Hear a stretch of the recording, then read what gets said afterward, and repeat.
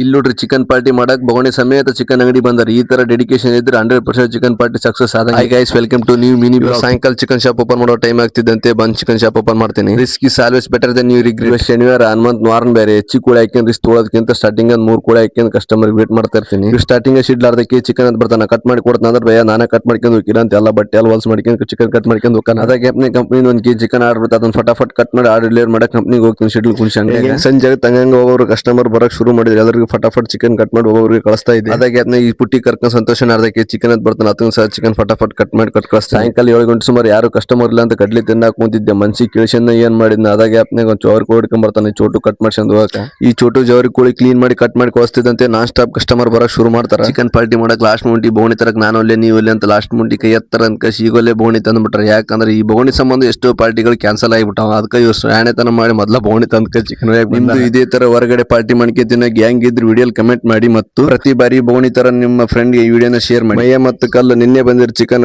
ನಿನ್ನೆ ಲೇಟ್ ಆಗಿತ್ತು ಅಂತ ಚಿಕನ್ ಕಟ್ ಮಾಡಿದ್ದಿಲ್ಲ. ಅದಕ್ಕೆ ಇವತ್ತು ಜಲ್ದಿನ ಬಂದ್ ಚಿಕನ್ ಐತಾರೆ 1.5 kg. ಇವ್ರಿಗೆ 1.5 kg ಚಿಕನ್ ಕೊಡ್ತಿದ್ದಂತೆ. ಎಲ್ಲ ಮಾಲ್ ಖಾಲಿ ಮಾಡಿ ಶಾಪ್ ನ ಕ್ಲೋಸ್ ಮಾಡ್ತೀನಿ. ಇವತ್ತಿಗೆ ಇಷ್ಟು ಸಿಗೋಣ ಮುಂದಿನ ವಿಡಿಯೋದಲ್ಲಿ. ಅಲ್ಲಿ ಇವ್ರ ಅಕೌಂಟ್ ನ ಫಾಲೋ ಮಾಡೋದು ಮಾತ್ರ ಮರಿಬೇಡಿ. ಬಾಯ್.